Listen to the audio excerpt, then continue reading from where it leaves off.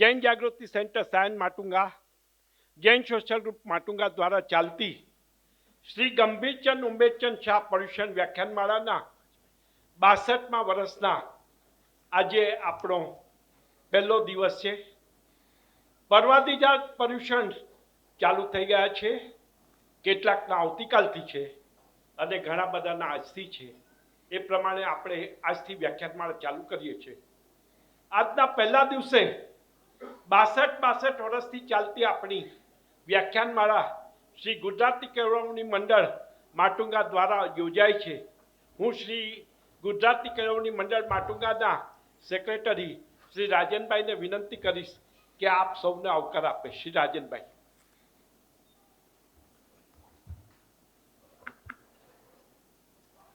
જય જિનેન્દ્ર.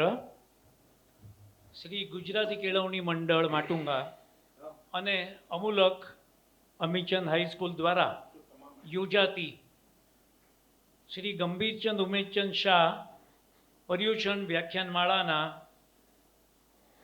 62મા વર્ષે આપ સૌનું સ્વાગત કરીએ છીએ. આ વ્યાખ્યાનમાળામાં અમારી સાથે શ્રી માનવ સેવા સંઘ, શ્રી જૈન જાગૃતિ સેન્ટર સાયન માટુંગા તથા જૈન સોશિયલ ગ્રુપ પાટુંગા જોડાયેલ છે. તેમના પણ સૌ સભ્યોનું સ્વાગત કરીએ છીએ. આપ સૌને વ્યાખ્યાનમાળામાં 7 દિવસ આવવાનું સહૃદય આમંત્રણ આપીએ છીએ. અને ભૂપેન્દ્રભાઈનો હું આગળ પરિચય માટે બી કહું અને વ્યાખ્યાન માટે બી. એની પહેલાં ગુજરાતી કેળવણી મંડળ એક સહર્ષ એનાઉન્સમેન્ટ કરે છે કે શાળા એક કેમ્પિંગ સ્કૂલ બનાવે છે લોનાવાલામાં. 7.5 એકર જગ્યા આપણે લેવાઈ ગઈ છે અને લગભગ 60,000 ફૂટનું બાંધકામ ત્યાં થવાનું છે. આપણી સ્કૂલના બાળકો 8-10 દિવસ ત્યાં જશે વર્ષમાં અને ઘણી બધી એક્ટિવિટીઓ જે અમારા દરેક સભ્યોનું, પ્રવીણભાઈનું, શરદ, દરેકનું સ્વપ્ન આજે અમે પૂરું કરવા માટેની પૂરેપૂરી અમારી તૈયારી છે. એના માટે સૌનો સહકાર બી માગીએ છીએ. તમે બધા સાથે રહેજો. Thank you very much. આભાર રાજનભાઈ. આપણે હમણાં જ જે સંગીત સાંભળ્યું તેમાં જીજ્ઞાબેન ભાનુશાલી, કાજલબેન વિસરિયા મુખ્ય ગાયક તરીકે અને રિતિકભાઈ મકવાણા, જૈની વોરા, યશવી વોરા, તીર્થ વોરા કે જે અમૂલક અમીચંદ સ્કૂલના સ્ટુડન્ટો છે તેઓએ પણ તમને સાથ આપ્યો છે. તે બદલ અહીંયાથી તેમનો ઋણ સ્વીકાર કરીએ છીએ. શ્રી વિદ્વાન ધર્મોપદેશ પૂજ્ય શ્રી ભૂપેન્દ્રભાઈ પંડ્યાજીનો પરિચય વિરલભાઈ ટોલિયા આપે એ પહેલા વિરલભાઈ માટે 2 શબ્દ કહેવા છે કે વિરલભાઈ ટોલિયા જે છેલ્લા 10 વર્ષથી આપણી સાથે છે. આ વ્યાખ્યાનમાળાનું આયોજન ફક્ત આપણું નહીં પણ મુંબઈની 5 વ્યાખ્યાનમાળા યોજાય છે.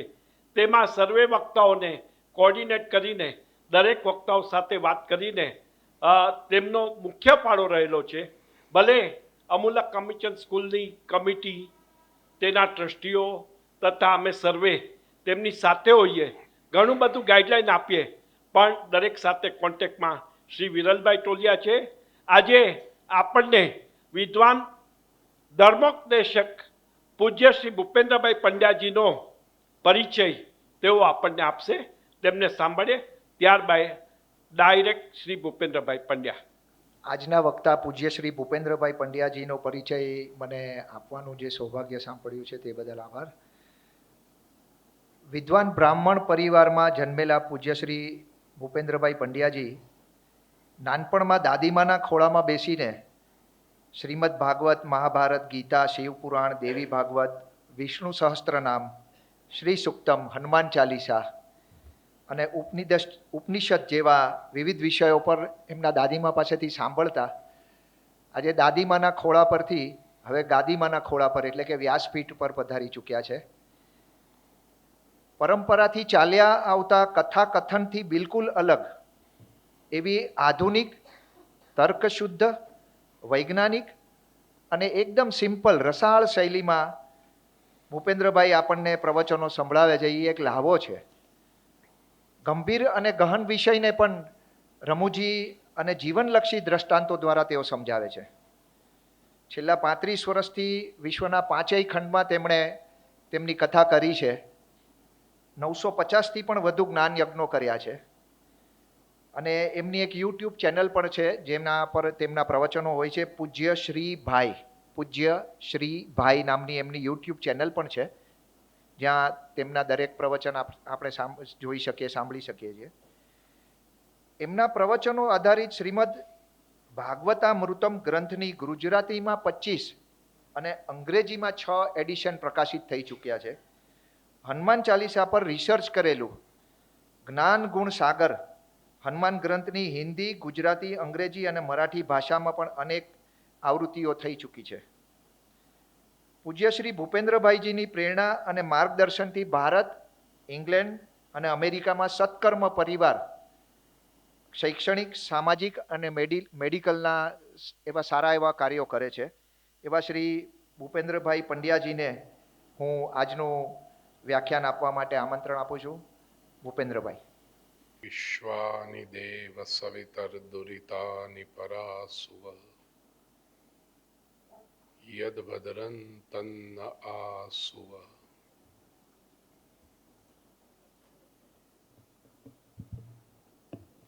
ઓમ ઓમ.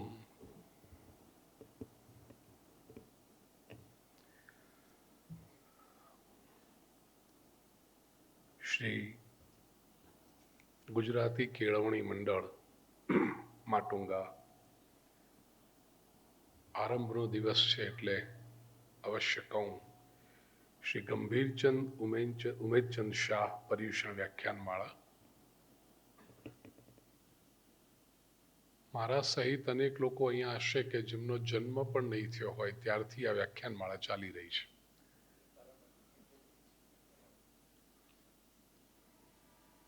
તો આવી એક દીર્ઘ અને સમૃદ્ધ પરંપરામાં જોડાવાનું સદભાગ્ય અને પરવાધિરાજ પર્યુષણનો આજ વ્યાખ્યાનમાળાનો પ્રથમ દિવસ.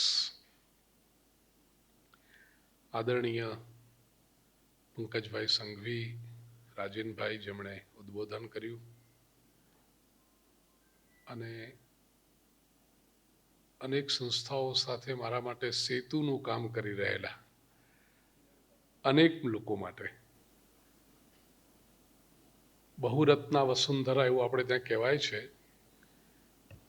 પણ એ રત્નોને શોધીને માળામાં પરોવવાનું એક નિષ્ઠાપૂર્વક ઝવેરીનું કામ કરતા પ્રિય આત્મીય વિરલભાઈ મારી સાથે આવ્યા છે આજે, વિમલભાઈ પારેખ, આપ સૌ સ્વજનો. નાનકડી એક ઘટનાથી વાતની શરૂઆત કરવા ઈચ્છું છું. આજનો આપણો વિષય છે શાંતિ, આપણો જન્મસિદ્ધ અધિકાર.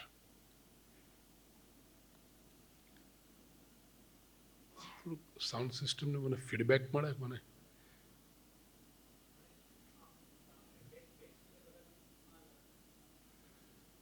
શાંતિ, થોડા વાર. આપણો જન્મસિદ્ધ અધિકાર. પ્રિય સ્વજનો, જીવનમાં શાંતિનું કેટલું મહત્વ છે. જોશુઆ લિયેબમેન નામનો એક યુરોપિયન થિંકર છે, લેખક છે. આમ જુઓ તો એ રાબી છે, જીવ ધર્મના ધર્મગુરુ છે. ગૂગલ કરશો તો તમને ખબર પડશે. લગભગ 75-77 વર્ષની ઉંમરે એમણે પોતાની આત્મકથા લખી. આત્મકથા લખવાનું પૂરું થયું અને એને ટાઇટલ આપ્યું છે પીસ ઓફ માઇન્ડ. એ આત્મકથાની પ્રસ્તાવનામાં જોશુઆ લિયેબમેન લખે છે કે પ્રિય વાચક, તમને નવાઈ લાગશે કે ભાઈ આત્મકથાનું ટાઇટલ આવું હોઈ શકે કે પીસ ઓફ માઇન્ડ. પણ આ ટાઇટલ મેં આપ્યું છે એની પાછળ એક નાનકડી ઘટના છે. અને લિયેબમેન આપણને પોતાની જીવનની થોડીક ઝાંકી કરાવે છે. એ કહે છે કે હું 22-23 વર્ષની ઉંમરે જ્યારે ભણવાનું પતાવી અને ગૃહસ્થાશ્રમમાં પ્રવેશ કરતો હતો, ready to strike the world, અને એ વખતે લાઈક એની યંગ ડાયનેમિક મેન મારા જીવનમાં સુખી થવું હતું, સફળ થવું હતું. I wanted to make it big in life. તો એના માટે શું જોઈશે? જીવનમાં આનંદની પ્રાપ્તિ કરવી હતી. અને એ કરતો કે હું એમ સમજતો કે હું બહુ સિસ્ટમેટિક માણસ એટલે બધું લખી રાખું. ઘણા લોકો હોય ને બધું આમ લખી રાખે ને પ્લાનિંગ કરે ને પોતે એમ બહુ વ્યવસ્થિત છે એવી રીતે. તો કે એવું મને લાગતું. મેં અઠવાડિયા સુધી બહુ વિચાર કર્યો કે મારે જો જીવનમાં સુખી થવું હોય તો શું શું જોઈશે. લિસ્ટ બનાવ્યું. પ્રયોગ કરવા જેવો છે. તમે જો કરશો પ્રિય સ્વજનો તો 22-25થી વધારે આઈટમો નહીં જોઈએ સુખી થવા માટે. લિસ્ટ બનાવ્યું કે સૌથી તો હેલ્ધી શરીર જોઈએ, રહેવા માટે ઘર જોઈએ, નોકરી જોઈએ, ધંધો હોય તો સારું, સારું બેંક બેલેન્સ જોઈએ, ગાડી જોઈએ, એકાદ સ્પોર્ટ્સ કાર હોય તો બહુ સરસ, એક ઘર છે ને બીજું હિલ સ્ટેશન પર ઘર હોય તો સારું, પત્ની હોય સુંદર હોય તો બહુ સારું, અને સુંદર્ય સાથે બુદ્ધિશાળી હોય તો વધારે સારું. એટલે આવું બધું એને લિસ્ટ બનાવ્યું, જે કોઈ પણ બનાવે. 25 વસ્તુનું લિસ્ટ બનાવીને લાગ્યું કે આમ તો બધું બની ગયું છે, નવી કોઈ આઈટમ સૂચતી નથી, પણ આ લિસ્ટ હજી અધૂરું છે, કંઈક ખૂટે છે. શું ખૂટે છે એને સમજાયું નહીં. કારણ કે એક ક્ષણ માટે વિચાર કરે, ધારો કે આ લિસ્ટ બનાવ્યું છે એ બધું જ મને મળી ગયું તો હું સુખી થઈ ગયો? ના, કંઈક ખૂટે છે, હજી કશું ખૂટે છે. સમજાતું નહોતું શું ખૂટે છે. હજી બીજું અઠવાડિયું વિચાર કરીને 15 દિવસ પછી એ એના નાનકડા શહેરમાં એક એ લોકોનું ધર્મનું સ્થાન સિનેગોગ જીવ હતા, એટલે ત્યાં ગયો અને એક વૃદ્ધ રાબી હતા. એ લોકોના ધર્મગુરુને રાબી કહેવાય. તો એની પાસે જઈ અને પેલા વડીલ 80-85 વર્ષના જોશુઆ લિયેબમેન જે 23 વર્ષનો, એમ કે ભાઈ ધર્મગુરુ છે, અનેક ધર્મગ્રંથો એણે વાંચ્યા છે, દુનિયા જોઈ છે, અનુભવ છે એમની પાસે. લિસ્ટ મૂક્યું કે મારે જીવનમાં સુખી થવું છે માસ્ટર, લિસ્ટમાં કંઈક ખૂટે છે, તમે મને સજેસ્ટ કરી શકશો કે શું ખૂટે છે? પેલા ધર્મગુરુએ લિસ્ટ જોયું, એમના ચહેરા પર એક સ્મિત આવ્યું, બાજુમાં પેન પડી હતી ઉપાડી અને લિસ્ટ ઉપર મોટો ચોકડો મૂક્યો. 23 વર્ષનું લિયેબમેન કહે છે કે મારું લોહી ઉકળી ઉઠ્યું કે આ માણસ સમજે છે શું? 15 દિવસથી હું મારા લાઈફનું પ્લાનિંગ કરી રહ્યો છું, મારા જીવનમાં સુખી થવા માટેનું, અને આ ડોસો ચોકડો મૂકે છે એના ઉપર. પણ પછી એ ચોકડાની ઉપર એમણે 3 શબ્દો લખ્યા, પીસ ઓફ માઇન્ડ. અને કહ્યું કે બેટા આ બધું તારી પાસે આવી જશે, પણ જો મનની શાંતિ નહીં આવે તો તું સુખી નહીં થઈ શકે. અને આ લિસ્ટમાંથી 2-4 વસ્તુ કદાચ ખૂટતી પણ હશે, પણ જો તારી પાસે મનની શાંતિ હશે તો તારા જેવો સુખી વ્યક્તિ દુનિયામાં બીજો કોઈ નહીં હોય. એમ કહીને લિસ્ટ પાછું આપ્યું. લિયેબમેન કહે છે કે વખત મને બહુ કંઈ સમજાયું નહીં, પણ હવે વૃદ્ધ હતા, ધર્મગુરુ હતા, એટલે સામે શું બોલીએ, કાગળ લઈને મેં ખિસ્સામાં મૂક્યો, ઘરે આવ્યો, ક્યાંક ચોપડીમાં મુકાઈ ગયો, લાઇબ્રેરીમાં. જિંદગી વીતી ગઈ. 75 વર્ષે મને વિચાર આવ્યો કે મારે મારી આત્મકથા લખવી જોઈએ. લખાઈ ગઈ, પૂરી થઈ. નામ શું પાડવું એનો પ્રશ્ન જ્યારે આવતો હતો ને વિચાર ચાલતો હતો કે આત્મકથાનું નામ શું પાડવું, લાઇબ્રેરીના પુસ્તકો ફંફોસીને આમ કરતો તેમાં અચાનક આ કાગળ બહાર પડ્યું. હાથમાં જ્યારે કાગળ આવ્યું, I went down the memory lane, કે 52 વર્ષ પહેલાં એ વૃદ્ધ મહાત્માએ લખેલા શબ્દો કેટલા સાચા હતા.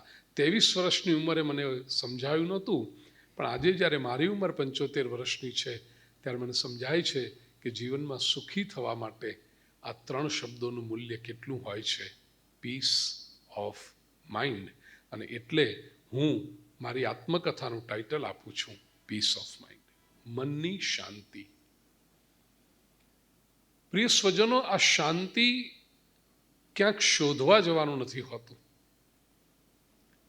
આજનો જે આપણો વિષય છે કે આ શાંતિ છે ને આપણો જન્મસિદ્ધ અધિકાર છે. નાનું બાળક જે જન્મે છે ને તમે જુઓ, એ શાંત હોય છે, સ્વસ્થ હોય છે. એ માત્ર પોતાની મૂળભૂત જરૂરિયાત ભૂખ લાગે ત્યારે જ પોતાની લાગણી પ્રગટ કરવાને માટે રુદન, એ રુદન અભાવનું રુદન છે. શબ્દો આવશે પછી રુદન પણ ચાલી જશે. પણ એ નાનકડું બાળક જ્યારે સૂતું હોય ને ચહેરા પર તમે જે શાંતિ જુઓ છો, એ શાંતિ એટલી બધી એક્ટિવ હોય છે, એટલી બધી ઇફેક્ટિવ હોય છે, એટલી બધી પ્રભાવી હોય છે કે આપણે પણ એ નાના બાળકને જોયા કરીએ તો આપણે પણ આપણા વિચારો પણ બધા શાંત થઈ જાય છે. એ નવજાત શિશુના ચહેરા પરની એ આપણો જન્મસિદ્ધ અધિકાર છે. એ શાંતિ ક્યાંક ખોવાઈ ગઈ છે. કંઈક આપણે એવું અતિક્રમણ કરી બેઠા છીએ જીવન પર કે શાંતિને ખોઈ બેઠા છીએ. પર્વાધિરાજ પર્યુષણમાં સંકલ્પ કરવાનો છે કે અતિક્રમણથી હટી અને પ્રતિક્રમણ કરીએ, જેનાથી આપણો એ જન્મસિદ્ધ અધિકાર શાંતિ આપણને પ્રાપ્ત થાય. કઈ રીતે મળે? સૌથી પહેલું તો પ્રિય સ્વજનો, આ સંસારમાં જે કંઈ છે ને એ બધો જ આપણી બુદ્ધિનો ખેલ છે. આપણે કંઈક સારું પ્રાપ્ત કર્યું હશે તો એ પણ બુદ્ધિને લીધે. સારું કંઈક ગુમાવ્યું હશે તો એ પણ બુદ્ધિને લીધે. કંઈક બુદ્ધિનો દુરુપયોગ કર્યો, જેનાથી સારું હતું એ ગુમાવી બેઠા. ખોટું કંઈક પકડી રાખ્યું હશે તો એ પણ બુદ્ધિને લીધે. અને કશું ખોટું છોડ્યું પણ હશે તો એ પણ બુદ્ધિના યોગ્ય નિર્ણયને લીધે. પણ એ બુદ્ધિ તત્વને આપણે સમજ્યા છીએ? એડવર્ડ મોરોસ નામનો એક વિચારક બહુ સરસ કહે છે. પ્રિય સજ્જનો, કંઈ પણ પ્રવચન માટે જાઉં ને એક તૈયારી કરીને જતો હું છું. મને ગમે છે, મારો પોતાનો અભ્યાસ. વિરલભાઈ જે પરિચયમાં કહ્યું કે નાનપણમાં દાદીમાના ખોળામાં બેસેલી વાતો, સાંભળેલી વાતો ગાદીમાના ખોળામાં બેસીને કહી રહ્યો છું. દાદીમાએ 3 સૂત્રો આપ્યા હતા. બેટા, બ્રાહ્મણનું શરીર મળ્યું છે એટલે બ્રાહ્મણો નિતરામ ગુરુ, બ્રાહ્મણ એ સમાજનો ગુરુ છે. પણ એ થવા માટે શું જોઈએ? યોગ્યતા પ્રાપ્ત કરવી જોઈએ, ક્વોલિફિકેશન પ્રાપ્ત કરવું જોઈએ. કેવળ લોકોની શ્રદ્ધાના સહારે તરી શકાતું નથી. આપણો પોતાનો મૂળનો ઊંડો આધાર પણ જોઈએ છે. એટલા માટે 3 વાતો દાદીમાએ કહેલી: અભ્યાસ, આચરણ અને ઉપદેશ. જે વ્યક્તિ જીવનભર અભ્યાસુ રહી શકે એ જ વ્યક્તિ અનેક લોકોનો માર્ગદર્શક બની શકે. જ્યાં અભ્યાસ અટક્યો ત્યાં ઉપદેશ પણ અટકી જાય છે. એટલે દરેક પ્રવચન પહેલાં હું કંઈક નવું વાંચું, વિચાર કરું, અધ્યયન કરું. જે અધ્યયન કર્યું છે એને આચરણમાં મૂકું, અને આચરણમાંથી જે પ્રાપ્ત થાય એ ઉપદેશને પ્રસાદી તરીકે વ્યાસપીઠ પરથી સમાજને વહેંચવાનો ઉપક્રમ.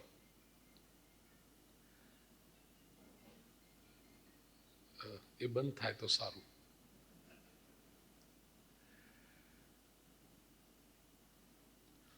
તો બહુ સરસ આ વાક્ય આજે મારા વાંચવામાં આવ્યું, Edward મોરોસનું. A great many people think they are thinking when they are really rearranging their prejudices.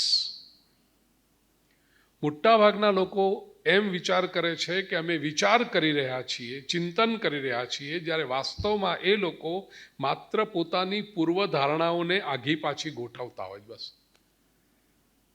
ગુજરાતીમાં સાદી કહેવત છે ને, 16 સાન અને 20 વાન, જે આવવાનું હોય આવી જાય. એટલે 16 વર્ષની ઉંમરે જે બુદ્ધિ આવી ગઈ છે એમાંથી જ પરમ્યુટેશન કોમ્બિનેશન કરી આઘું પાછું કરીને આખી જિંદગી ચાલતી હોય છે.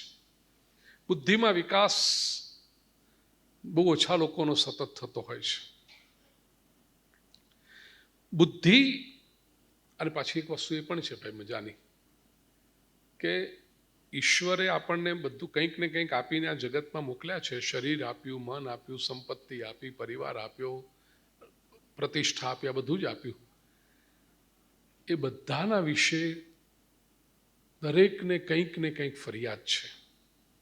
કોઈ કહેશે કે મને સંપત્તિ મને બરાબર ન આપી, ભગવાનની કૃપા એટલી મારા પર નથી. કોઈ કહેશે કે મને શરીર બરાબર સારું ના આપ્યું, આના કરતાં વધારે રૂપાળા હોત તો કેવું સારું. કોઈ કહેશે કે મા બરાબર ના આપી, કોઈ કે પિતા બરાબર ના આપ્યો, કોઈ કે પરિવાર બરાબર ના આપ્યો, કોઈકને એમ લાગે કે ભાઈ બરાબર ના મળ્યો.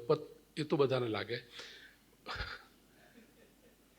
પત્ની કે પતિ બરાબર ના મળ્યા, કે સંતાનો બરાબર ના મળ્યા, આવું બધાને લાગે.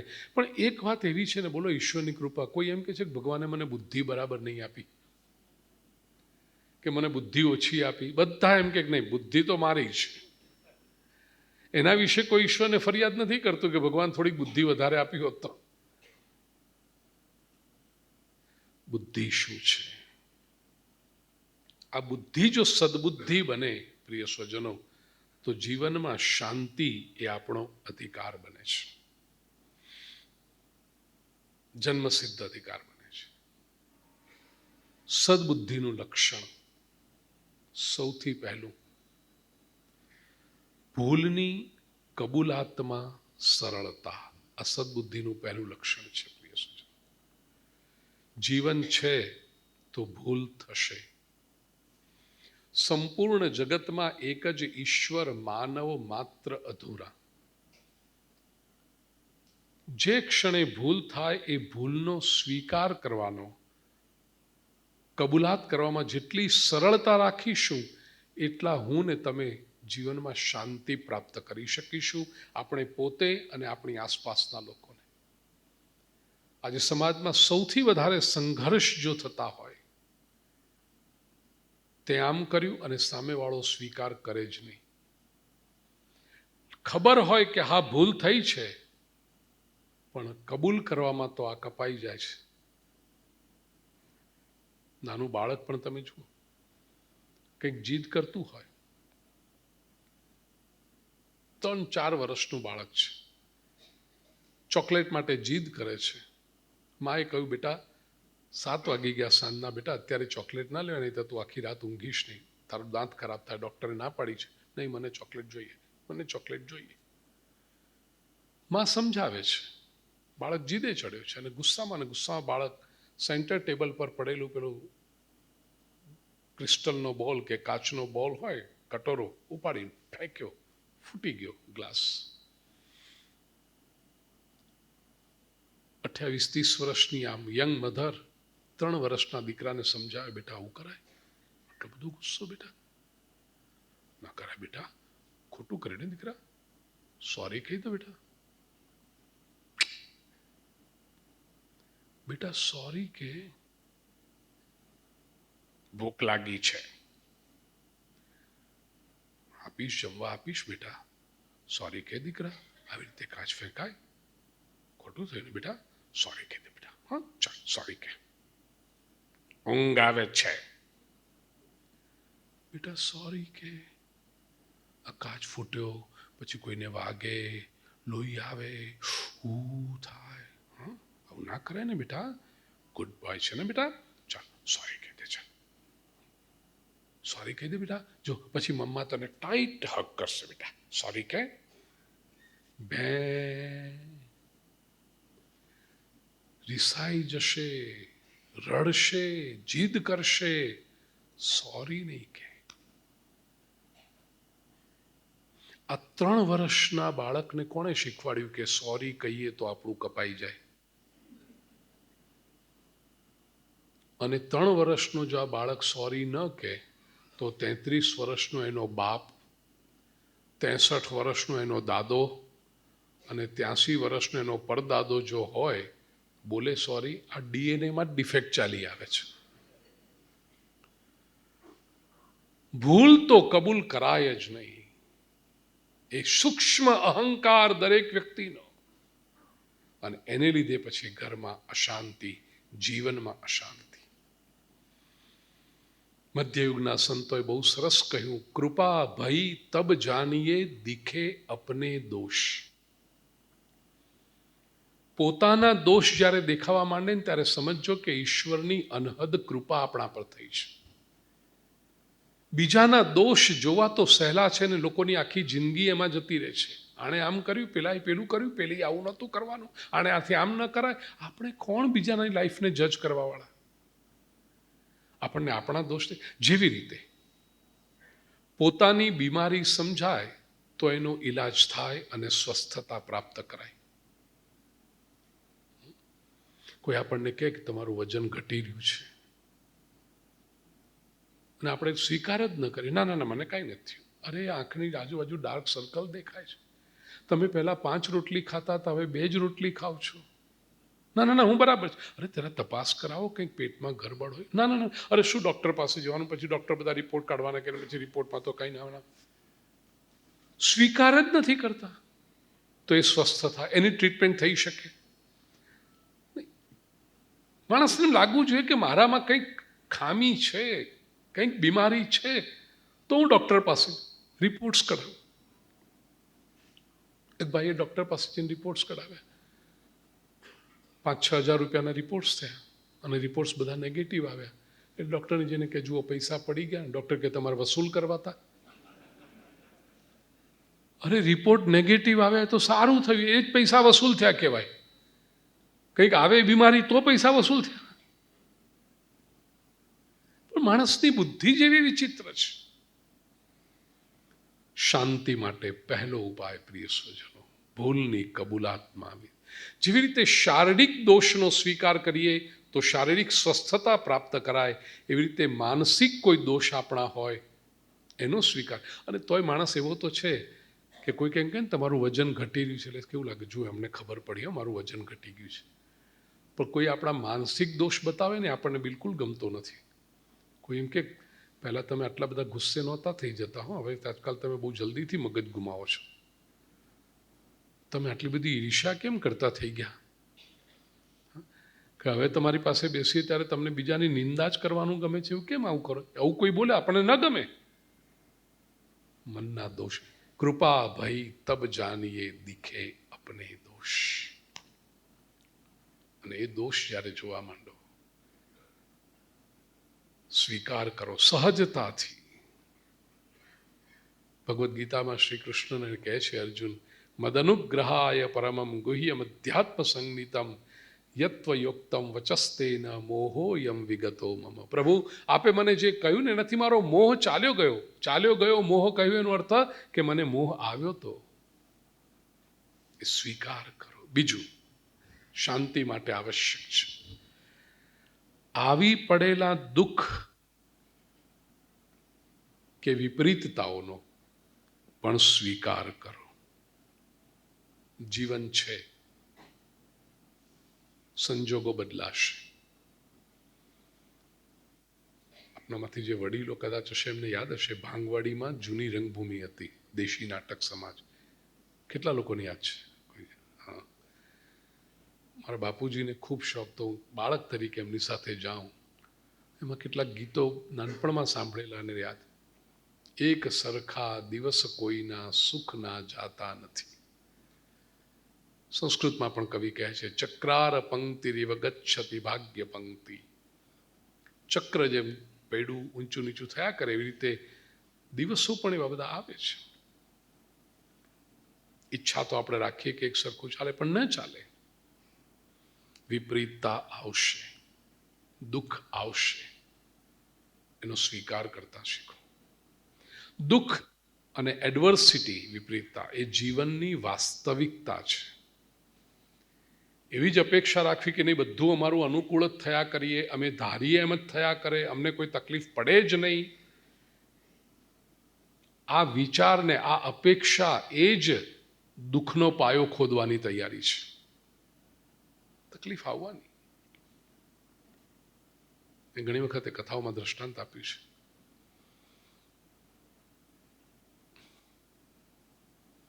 આપણા કોઈ સ્વજન હોસ્પિટલમાં હોય ને, આઈસીયુમાં, લોકોને ખબર પડે કે આઈસીયુમાં છે, બધા તપાસ કરવા મળવા માટે આવે.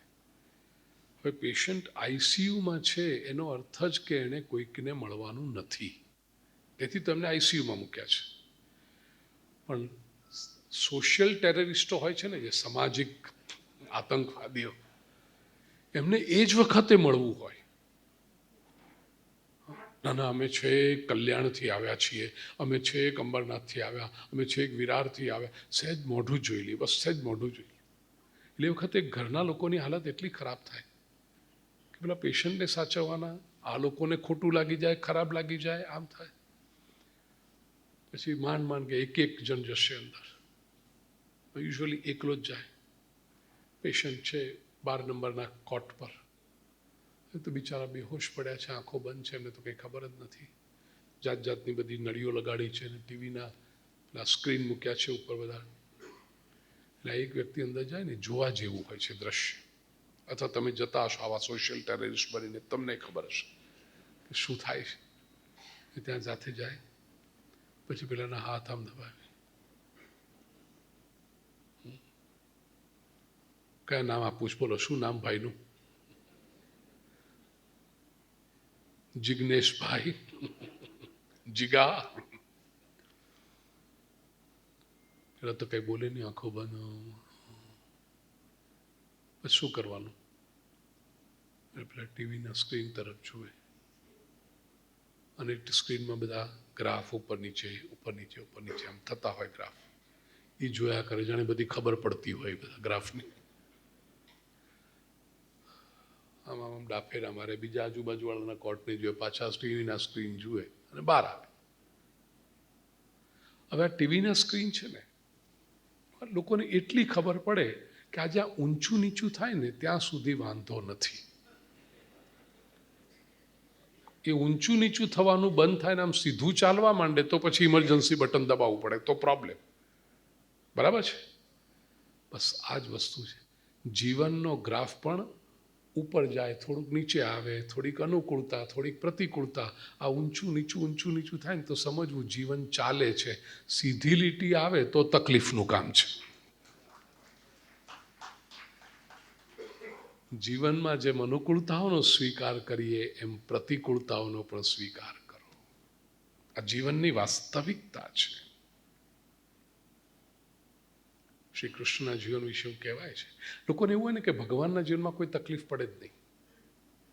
પણ વક્ષેશ, જેને આપણે ભગવાન તરીકે પૂજીએ છીએ, જે આપણા આદર અને શ્રદ્ધાના કેન્દ્ર બન્યા છે, એ વિચક્ષણ વ્યક્તિત્વો એણે જીવનમાં કેટલા સંઘર્ષ ઉઠાવ્યા છે. ખુશાલી જોઈ છે એની ને સંવેદન નથી જોયા. અરે રે કોઈએ આઝાદીના બંધન નથી જોયા. મહાભારત અને યાદવા સ્થળી જોવા પડ્યા એણે. કનૈયાએ જીવનમાં માત્ર નંદનવન નથી જોયા. લોકોને એમ કે કૃષ્ણએ શું કર્યું? કારણ માખણ ચોરી કરીને ગોપીઓ સાથે રાસ રમ્યા અને 16,008 રાણીઓ. કનૈયાએ જીવનમાં માત્ર નંદનવન. કોઈ પણ મહાપુરુષ છે, દિવ્ય ચેતના છે, તમે જોજો એના જીવનમાં હંમેશા અનુકૂળતા અને પ્રતિકૂળતાનો સમન્વય હશે ને હશે જ. એ વિલક્ષણ વ્યક્તિત્વ એટલા માટે બને છે કે પ્રતિકૂળતાનો એણે કેવો સહજતાથી સ્વીકાર કર્યો છે.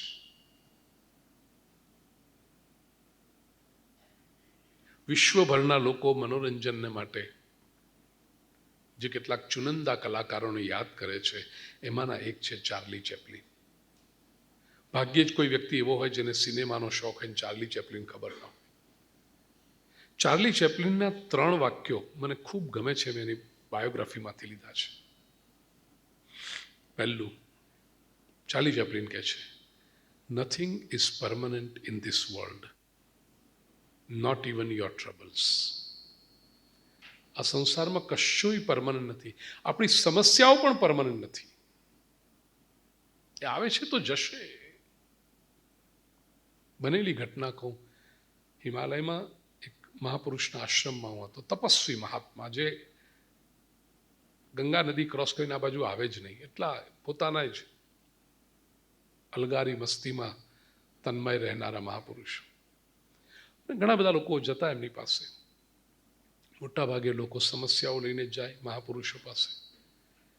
સવારે 8 થી 9 વાગ્યાનો સમય એમનો એવો કે બધા ભક્તોને મળે, એમની જે સમસ્યાઓ હોય એના સમાધાન આપે, ઉપાય બતાવે. 7 થી 8 હું બેઠો હું એમની મારી થોડીક, મને આ બધા મહાપુરુષો મને બેટા કહીને બોલાવે.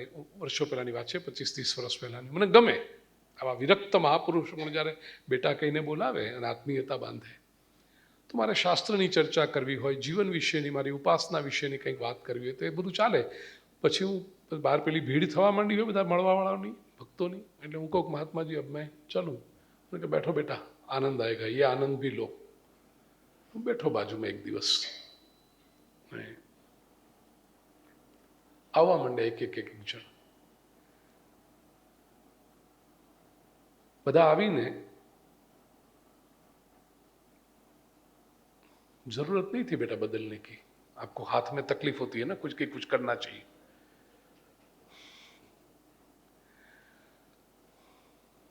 अब मत करना.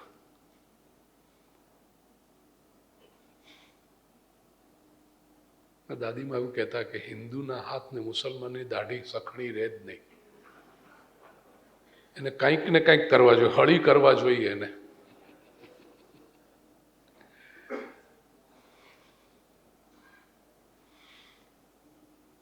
મહાત્મા પાસે હું બેઠો તો બધા આવવા માંડે ભક્તો. મોટા ભાગે બધા તકલીફોનું વર્ણન કરે પોતાની. पहला भाई आया, कहूँ महात्मा जी बड़ी समस्या में हूँ. महात्मा जी के क्या हुआ? धंधो साव ठप થઈ ગયો છે. 3 વર્ષથી તો એમને માંડ ખર્ચા કાઢતા હતા, હવે આ તો નુકસાન થશે, આમ થશે. મહાત્માજી શું કરું? મહાત્માજી બહુ સ્વસ્થતાથી એની આંખમાં આંખ પરોવીને કે ये दिन भी चला जाएगा. અને એટલી કન્વિક્શનથી કે શબ્દો આટલા જ, ये दिन भी चला जाएगा. અને પેલો માણસ આખો ઉત્સાહ, મને મહાત્માએ કહ્યું છે ને આ દિવસ ચાલી જશે, ये दिन चला जाएगा, ઉત્સાહથી જાય પાછો. બીજો આવ્યો, પત્નીની તબિયત ખરાબ છે, ખૂબ બધા રિપોર્ટ્સ કઢાવ્યા, કંઈ હજી ડાયગ્નાઇઝ જ નથી થતું, બીમારી પકડાતી જ નથી, બહુ હેરાન થાય છે. એની વેદના જોઈને અમે દુઃખી થઈએ છીએ. મહાત્માજી ક્યાં કરે? મહાત્માજી આટલું જ કહે, ये दिन भी चला जाएगा. અને પેલા માણસ લાગે કે મારી પત્નીને આશીર્વાદ મળી ગયા, એ સરસ થઈ જશે. ત્રીજો આવે, સંતાનની કંઈક સમસ્યા, મહાત્માજી એટલું જ કહે, ये दिन भी चला जाएगा. 5-7 માણસો એ બધી મુશ્કેલીઓ લઈને આવ્યા અને હું જોઉં કે મહાત્માજી આટલો જ શબ્દ બોલે, પણ એ કન્વિક્શનથી બોલે, ગંભીરતાથી બોલે, અને સાવા માણસ પર એની અસર થાય. ये दिन भी चला जाएगा.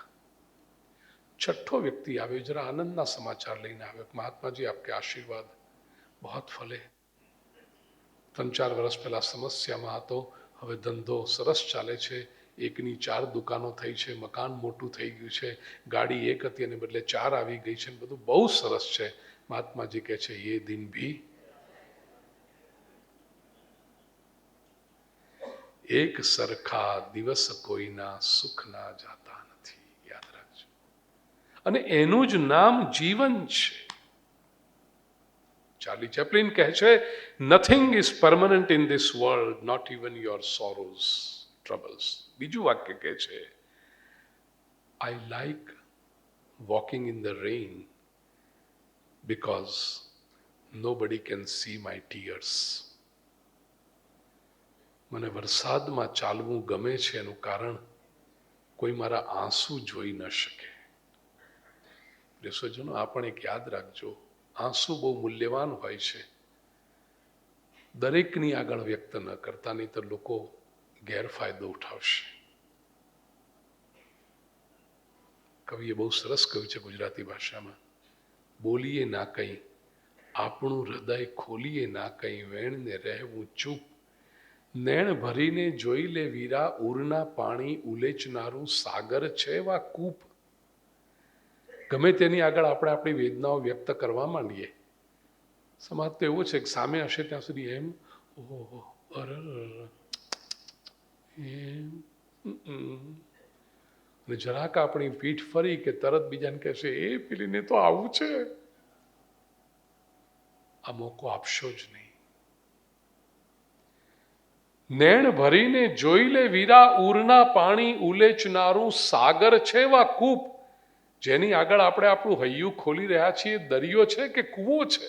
દરિયો હોય તો કે એ બધું જ સમાવી લેશે, કૂવો હોય તો નહીં બોલતા છલકાવીને આખા ગામમાં ફેલાવી દેશે. I want to walk in the rain so that nobody can see my tears. અને ત્રીજું વાક્ય ચાર્લી ચેપ્લિન કહે છે, The most wasted day in my life is when I have not laughed.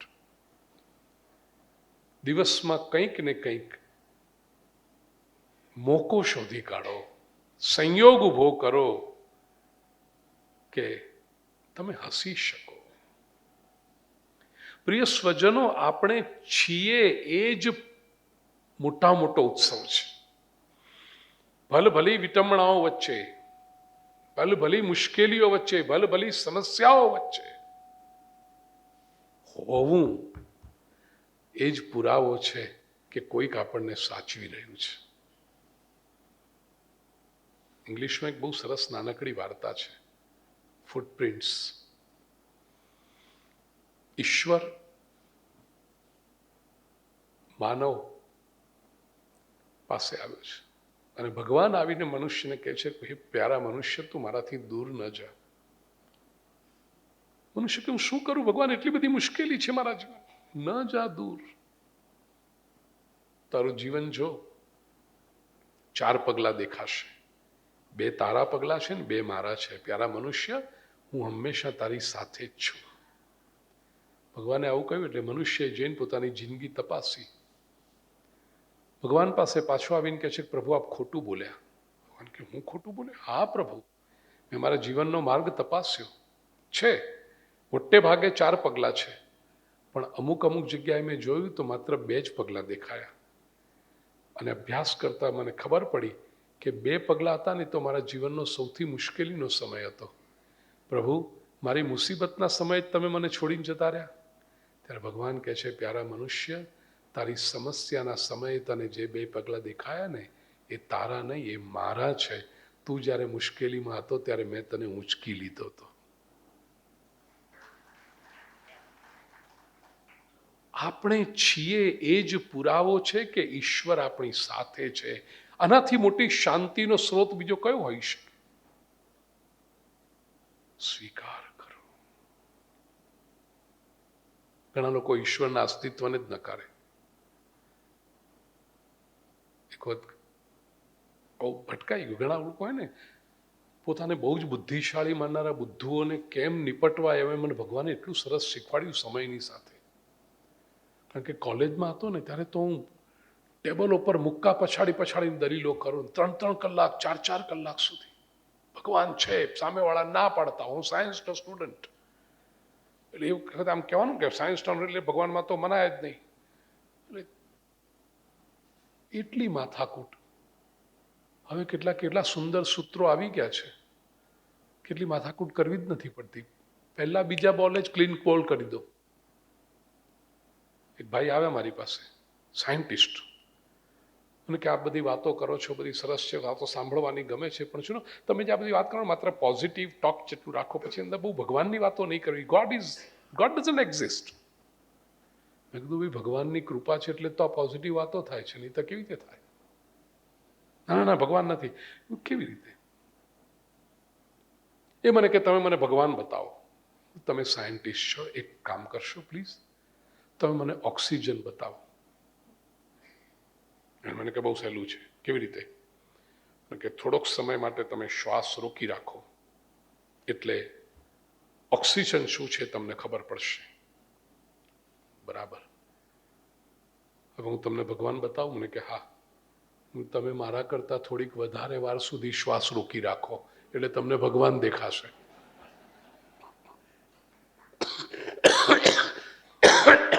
લાંબી ચર્ચા કરવાની જરૂર જ નહીં.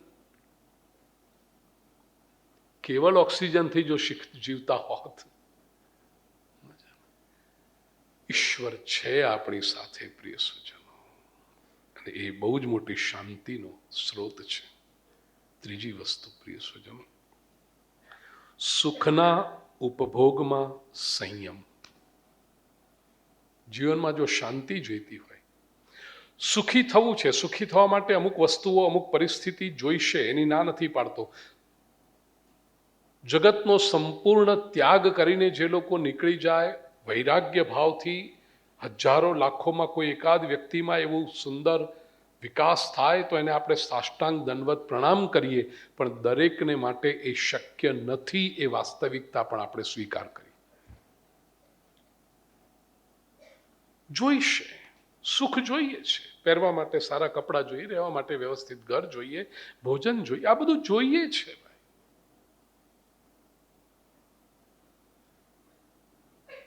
પણ એમાં સંયમ રાખો. ભગવદ્ ગીતામાં શ્રી કૃષ્ણ કહે છે, વિહાય કામાન્ય સર્વાન પુમાંશ્ચરતિ નિસ્પૃહ નિર્મમો નિરહંકાર સશાંતિમધિગચ્છતિ. મારી પાસે છે, મારું નથી, આ ભાવ જેની પાસે આવે છે, મને મારા પિતૃઓના, વડીલોના આશીર્વાદથી મેં સત્કર્મ કર્યા હશે એનું પરિણામ પરમાત્માએ નોંધી રાખ્યું છે, તેથી પરમાત્માની કૃપાથી મને મળ્યું છે અને મારી પાસે છે, હું એનો માલિક નથી. પરમાત્માનું ઘર છે આ સૃષ્ટિ, એમાં હું આવ્યો છું. અને કોઈક સારો વ્યક્તિ પોતાના ઘરે આવેલા વ્યક્તિને જેમ સાચવે, એવી રીતે ઈશ્વર મને આ સંસારમાં સાચવી રહ્યા છે. જે સુખ સુવિધાઓ મને મળી છે, મારા પ્રભુની કૃપા છે. હું છું ત્યાં સુધી મારે એનો ઉપયોગ કરવાનો છે.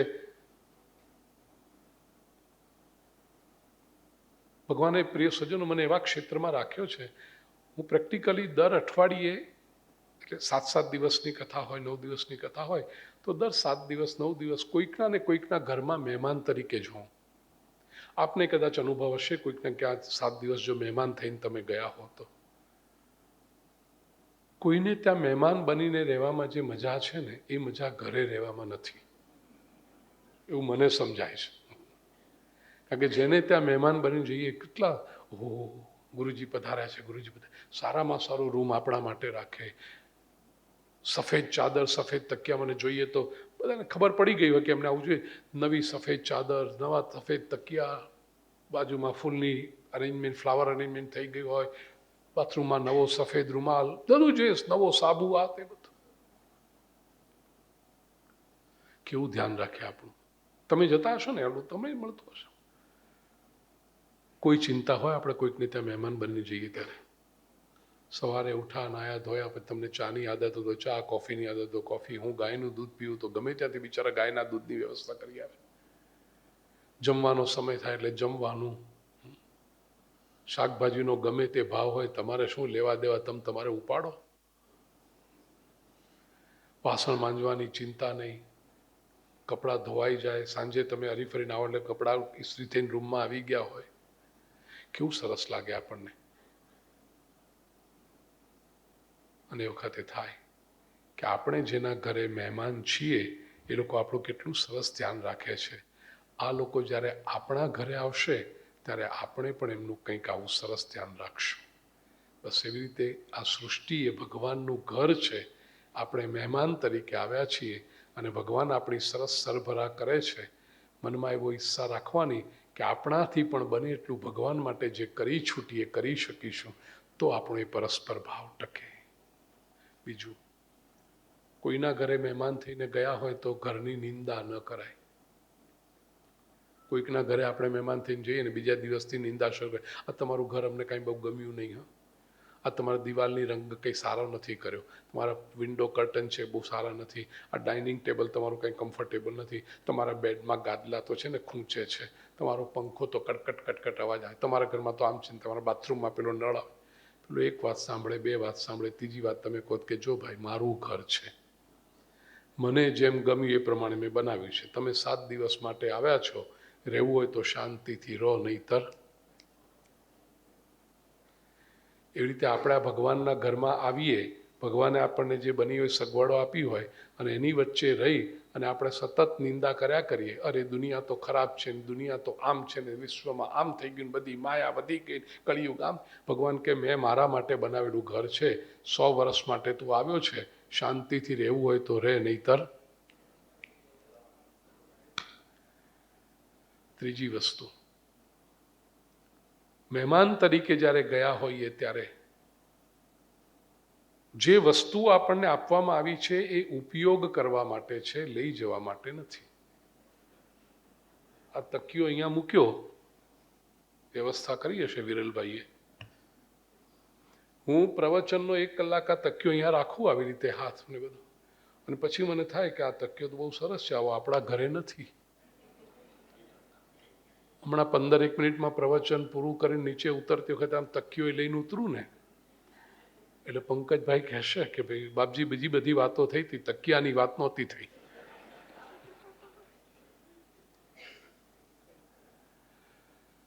ઉપયોગ માટે મૂકવામાં આવ્યો છે, કામ પૂરું થાય આ છોડીને મારે જતા રહેવાનું. આને જ વિરક્ત ભાવ કહેવાય. આજ અપરિગ્રહ છે. કાલે બીજું કોઈ આવશે એ આનો ઉપયોગ કરશે, પરમ દિવસે ત્રીજું કોઈ આવશે એનો ઉપયોગ કરશે. બધું જ મને ગમ્યું એટલે હું જ લઈને જાઉં ને કશું છોડું જ નહીં, ન ચાલે. સંસારના સુખ જેમ પકડવાના છે એમ છોડવાના પણ છે. તો સુખના ઉપયોગમાં, સુખના ઉપભોગમાં સંયમ જેના જીવનમાં આવે, આ સંયમ જે નથી રાખી શકતા એ લોકો સુખની વચ્ચે પણ અશાંત થાય છે, સગવડોની વચ્ચે પણ અશાંત છે. એટલે સુખના ઉપભોગમાં સંયમ. અને પ્રિય સુજીનો સંયમથી જોઈને આપણે જરૂરિયાત કેટલી. વિલ રોજર્સ નામનો એક લેખક એ બિલકુલ આજના આધુનિક માનવની નસ પકડી છે.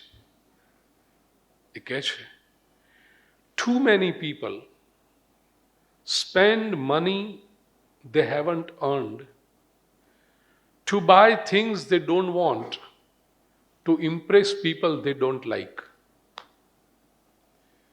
મોટા ભાગના લોકો આ સંસારમાં પોતે કમાયા નથી એ પૈસો ખર્ચીને, ઉધારીમાં લોન પર લઈને એવી વસ્તુઓ લે છે જેની એમને જરૂર નથી. તો પછી વસ્તુ લે શું કામ છે? કે એવા લોકોને ઇમ્પ્રેસ કરવા છે જે એને ગમતા નથી. કેટલી સરસ સાયકોલોજી પકડી છે. તમે જોજો, પોતાનો વ્યક્તિ આવે ને એને તમે ઇમ્પ્રેસ કરવાનો પ્રયત્ન નથી કરતા. માસીની દીકરી આવે, અરે તો આપણી છે, તો આપણી બેન, એને શું ગાઉનમાં હોઈએ તો એ ચાલે, તો ઓળખે છે, એને ઇમ્પ્રેસ નહીં કરો. પણ ફલાણી જીગાની રીટા, કોઈ હોય તો મને માફ કરે ભાઈ, રીટા અહીંયા આગળ, અચ્છા એ ચીબાવલી આવવાની છે, તો આજે મોંઘામાં મોંઘો ડ્રેસ પહેરીને એની આગળ છે, એને તો દેખાડી દેવું છે. અરે રીટા તને ગમતી નથી તો વાય ડુ યુ કેર? જોયું? Maximum number, too many people spend the money they don't have earned to buy things they don't need to impress people they don't like. આ કેટલી અશાંતિ ઊભી કરે આપણા જીવનમાં. આની સામે ભગવાન મહાવીરનો અપરિગ્રહ પંચશીલમાં. તો મનની શાંતિ માટે અત્યંત આવશ્યક છે. ચોથી વાત પ્રિય સ્વજનો, પુરુષાર્થના પરિણામમાં સંતોષ જોઈએ છે. પુરુષાર્થ જ્યારે કરતા હોય ત્યારે 100% ઇન્વોલ્વમેન્ટ, પૂર્ણ એફિશિયન્સી. કર્મણ્યેવાધિકારસ્તે મા ફલેષુ કદાચન. લોકો પરિણામ પૂરેપૂરું જોઈએ, પણ પુરુષાર્થમાં ચોરી થતી હોય તો ચાલે. ફળ પૂરેપૂરું જોઈએ, કાર્ય કરવામાં ક્યાંક ચામડી બચાવવાનું આવે તો ગમે, એ નહીં ચાલે. કાર્ય પૂરેપૂરું અને પરિણામમાં સંતોષ. યાદ રાખજો,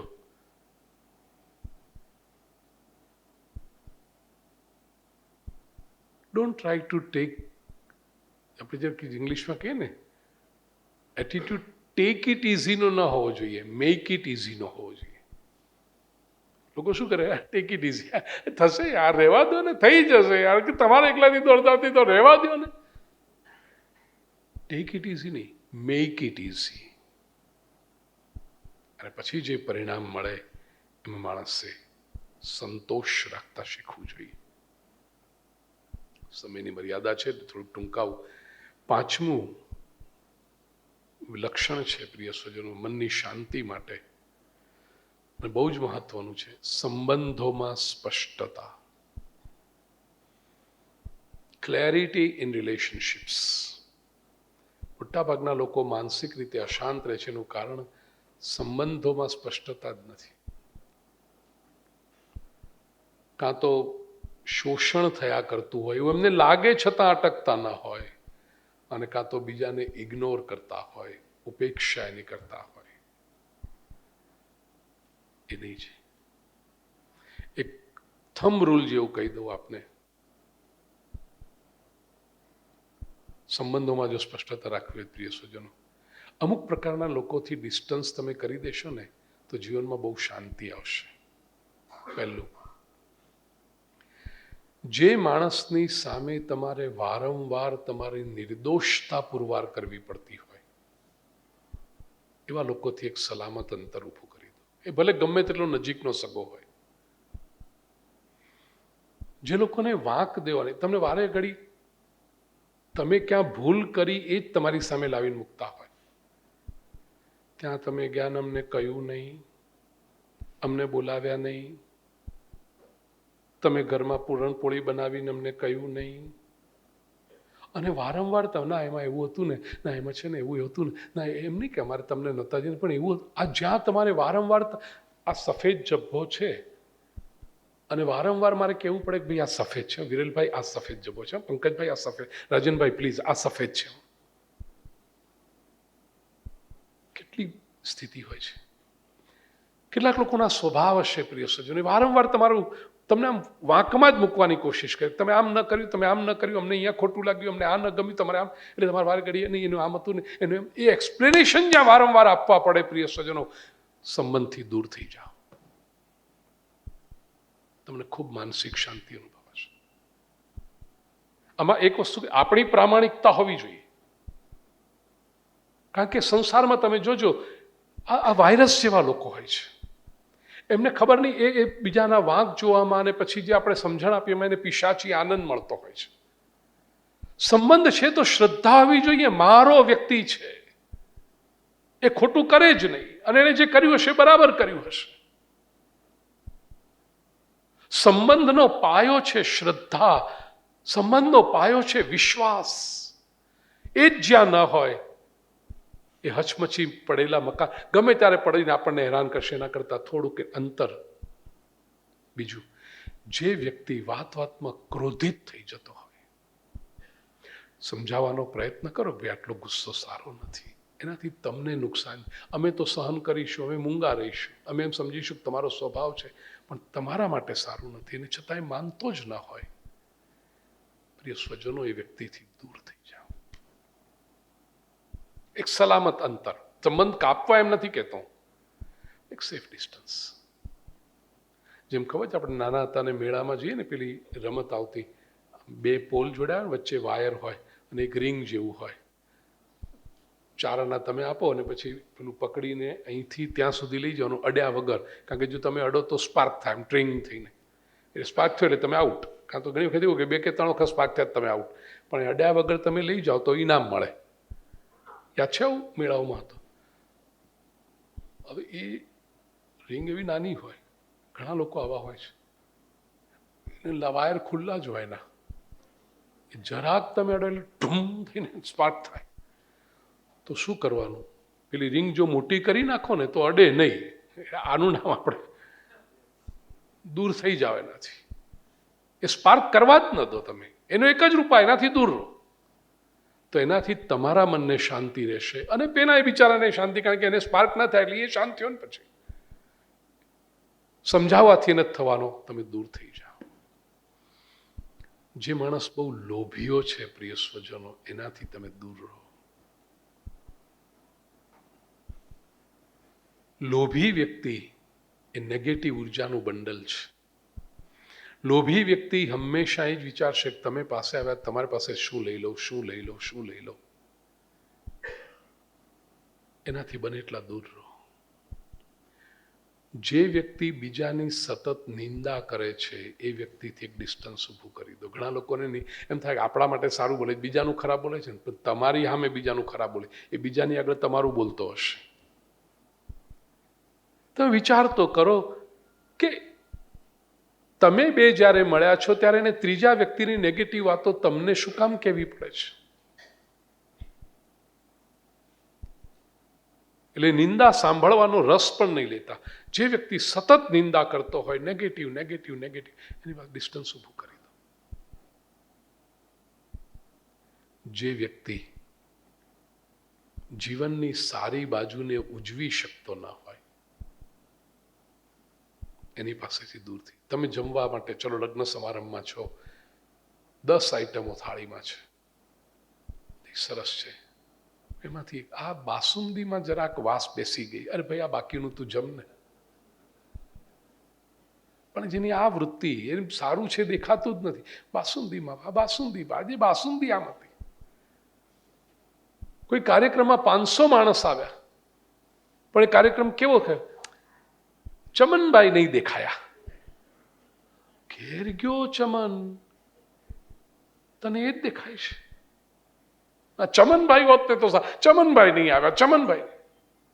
આવા લોકોથી દૂર થઈ જાઓ પ્રિય. આ વાયરસ છે આ લોકો. તમારા જીવનમાં સંબંધોમાં સ્પષ્ટતા રાખો. હાર્વર્ડ યુનિવર્સિટીએ પબ્લિશ કરેલું પુસ્તક મેં જીવનની 23 વર્ષની ઉંમરે વાંચેલું, અને એટલો બધો ને, don't say yes when you want to say no. જીવનમાં ઘણી બાબત તમારે ના પાડવી, પણ ના પાડી નથી શકાતા. હા હા કહીને પછી એવા ખેંચાતા રહો છો. ના પાડતા આવડવું જોઈએ સંબંધો. અને ના પણ એટલી રીતે કે ભાઈ જો હું ના પાડીને તમારું કામ બગાડતો નથી, સુધારી રહ્યો છું. હું અત્યારે હા પાડી દઉં પછી કરી ન શકું એટલે તમને વધારે થશે, એના કરતાં મને અત્યારથી ખબર છે કે હું નથી કરી શકવાનું. આ સંબંધોમાં સ્પષ્ટતા, ક્લેરિટી બહુ જરૂરી છે. છઠ્ઠી વાત, લોભામણા આકર્ષણ અને ડરામણી ધમકીઓ વચ્ચે સ્થિરતા જે વ્યક્તિ રાખી શકે એ મનની શાંતિ જાળવી શકે. સંસારમાં લોભામણા આકર્ષણો બહુ આવશે. શોર્ટ ટર્મ ગેઇન્સ, એટલે પેલું હું સ્ટોકની વાત નથી, પણ નજીકના ભવિષ્યની બધી લાલચો, હમણાં આટલું કરી નાખ ને થઈ જશે, હમણાં આટલું કરી નાખ ને, અરે બધા કરે છે આજકાલ તો બધા કરે, કરી નાખ. એનાથી બચવાનું છે. અને બીજી તરફ ડરાવની ધમકીઓથી. ઘણા લોકો આર્મ ટ્વિસ્ટિંગની મેથડ દ્વારા તમારી પાસે ન કરવાના કામ કરાવતા હોય છે.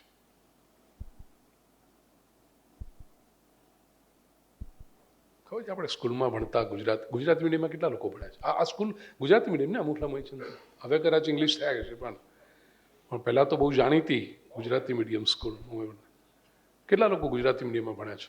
ઘણા બધા. ખબર છે આપણને ભણવામાં આવતું જલ કમળ, નરસિંહ મહેતાની રચના, જલ કમળ છાંડી જાને બાળા, સ્વામી અમારો જાગશે જાગશે તને. આ જુઓ ધમકી, જાગશે તને મારશે, અમને બાળા હત્યા લાગશે. અને કાં તો લોભામણા આકર્ષણ, લખ સવાનો મારો હાર આપું, આપું હું તુજને દોર્યો. આ બધું એ છે. યમુનાના જળને મીઠું જળ છે, લોકો પીએ એટલા માટેનું જળ છે. ત્યાં આગળ કાળોતરો નાગ આવીને રહ્યો છે, જે ઝેરી બનાવે છે. એ નાગને દૂર કરવા માટે કૃષ્ણ જ્યારે પ્રવેશે ત્યારે એની આજુબાજુના લોકો જે નાગપત્નીઓને છે એ બધા ધમકાવે છે, મરી જઈશ, કેમ બાળક તું અહીંયા આવ્યો છે, તારી માતાનો અણગમતો છે તું, તને અહીંયા મોકલ્યો. અને પછી એ ધમકીઓથી નથી જતા, ત્યારે આકર્ષણો આપે છે. લખ સવાનો મારો આપ હાર આપું, જ્યાં જતો રે ચલ. ત્યારે કૃષ્ણ, શું કરું તારા હારને નાગણ, શું કરું તારો દોરિયો, મારે કારણ તારે શા માટે ઘરમાં કરવી ચોરીઓ. જીવનમાં કંઈ પણ સારું કામ કરવા નીકળશો પ્રિય સ્વજનો, આ બંને વસ્તુ આવશે. લોભામણા કર, તાળીઓ, સન્માન, શાલ ઓઢાડવું, ફોટા પાડવા, આના જેવા તો લોભામણા આકર્ષણ બીજા કોઈ નથી. ભલ ભલા એમાં કુંડાળામાં પગ મૂકી દે અને રાજી રાજી થઈ જાય. આહા હા હા. ફોટા પાડ્યા, આપણા ફોટા પાડ્યા. ઘણા લોકો જો એક મિનિસ્ટર કે કોઈ આવ્યો હોય ને પ્રસિદ્ધ વ્યક્તિ, એની બાજુમાં ઊભા રહીને આમ લોભામણા આકર્ષણો છે. 15 દિવસ સુધી ડીપી પરથી ન હટે. પેલો તને ઓળખતો નથી. એક ભાઈ કે આપણે નરેન્દ્રભાઈ સાથે 50% ઓળખાણ થઈ ગઈ. કઈ રીતે? હું એમને ઓળખું છે, આપણને નથી ઓળખતા. આ તારી 50% ઓળખાણને કરવી શું આપણે?